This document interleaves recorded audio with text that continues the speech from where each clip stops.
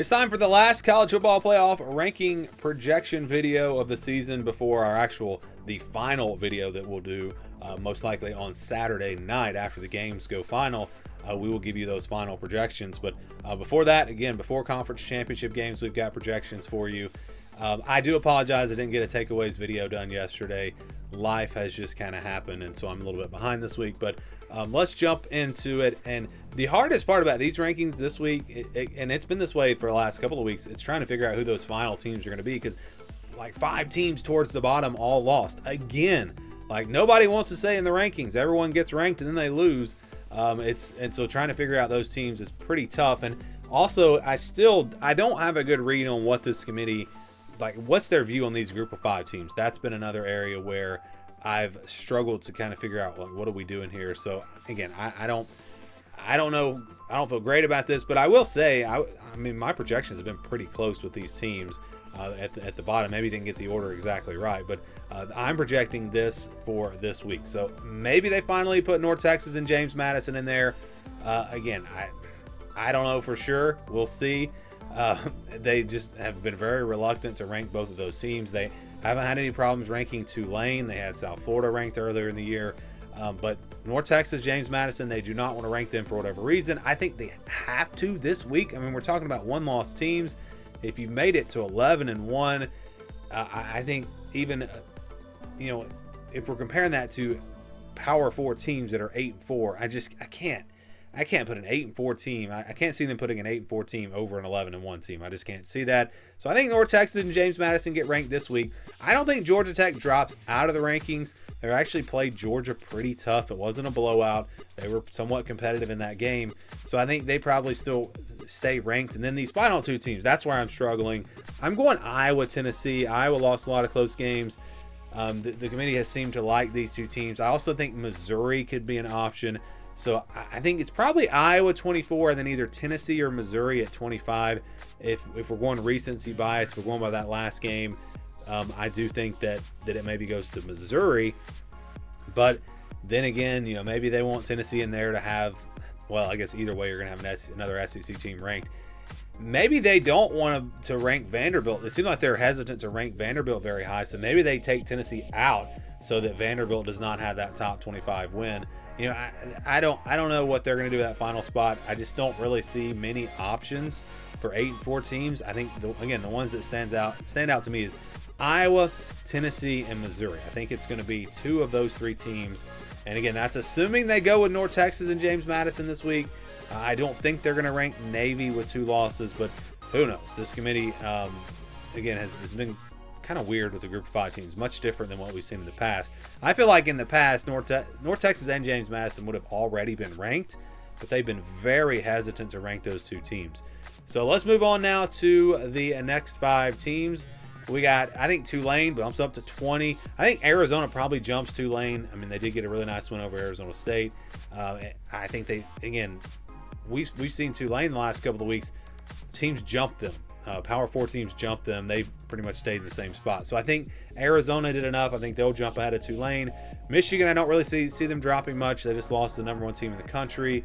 And again, these teams behind them didn't really do a whole lot. Virginia at 17, I think they continue to slowly climb. But it's, of course, going to come down to the ACC Championship. If they win, they'll be in. If they lose, they won't be in. It's simple as that. So we'll see where Virginia winds up if they do win the ACC Championship. And then USC, number 16, they took care of business this week. And again, not really expecting much change with them or even Michigan with coming off the loss. So that's what I got, 16 through 20.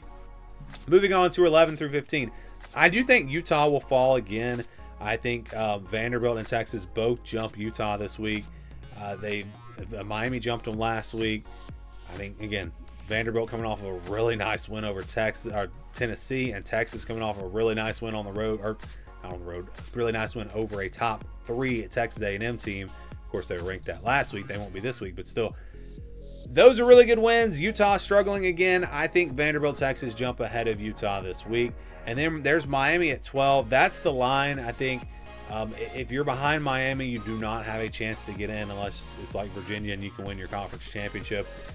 Miami needs help, and we'll see if they get it. BYU, of course, they can win, they can beat Texas Tech, and they'll be in. If they lose that game, they're not going to be in. It's just, there's no, BYU has to win that game. Reason why is because let's say they lose a close game, they've still got to move up in the rankings. They've got to get up to number 10. And if they lose a close game, I mean, how are they going to jump anyone by losing? I mean, maybe if Alabama gets beat by 50 or something, and if both of those teams lose, if Alabama and BYU lose, I think Miami would be the team that could possibly get in there. So, yeah, we're going to see how the committee, do they penalize teams for losing in conference championship games? That'll be very interesting. I think it does matter how those games are played. If BYU and Alabama play their conference championship games competitively, but they lose, I don't think they'll drop. But if they get beat, like if BYU gets blown out again, I think Miami probably jumps BYU. But that's still not going to be enough for Miami because you've got to get all the way to number 10. And, you know, then we got the whole thing with Duke going to the ACC championship, and everybody loves that. It's funny, whatever. I don't love that. I don't want to see Duke in the ACC championship. I don't like. If they win that game, then that's probably going to mean we get 2 Group of 5 teams in the playoff, and I'd much rather see a team like Miami in there. I think the ACC should redo their, and I think all the conferences should do this. They should redo their tiebreaker to where you go by the playoff rankings if it's a 3-way or 4-way tie.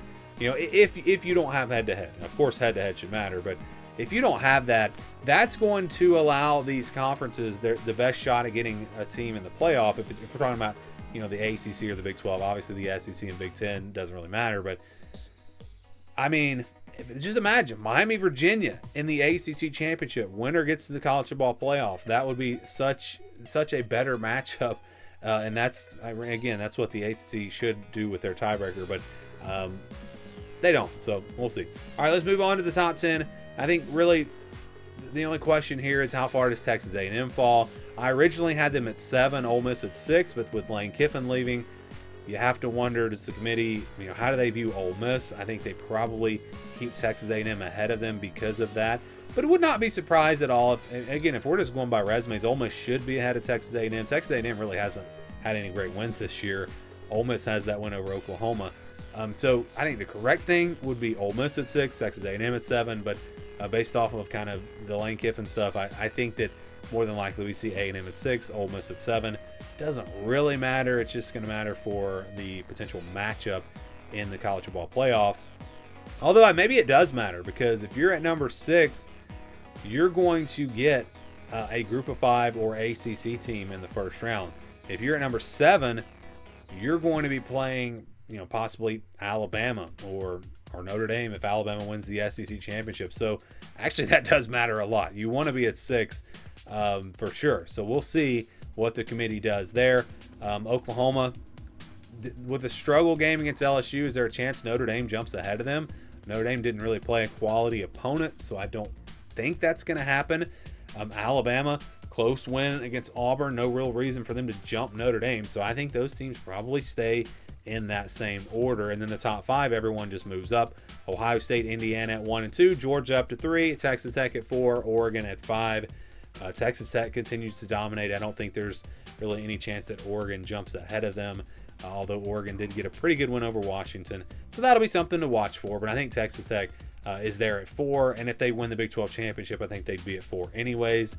So yeah, the question is going to be, what happens if BYU beats Texas Tech?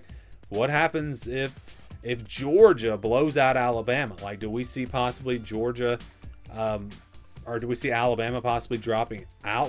If BYU beats Texas Tech and Alabama loses to Georgia, you know, BYU is going to be in. I don't think Texas Tech drops out. So then maybe Alabama doesn't get in. And if Alabama wins in that scenario, maybe Notre Dame doesn't get in. So I don't think, you know, from Notre Dame down, you're not safe. You're not safe. It depends on how it goes. And we'll talk about the playoff picture a lot more on the playoff eliminator video tomorrow.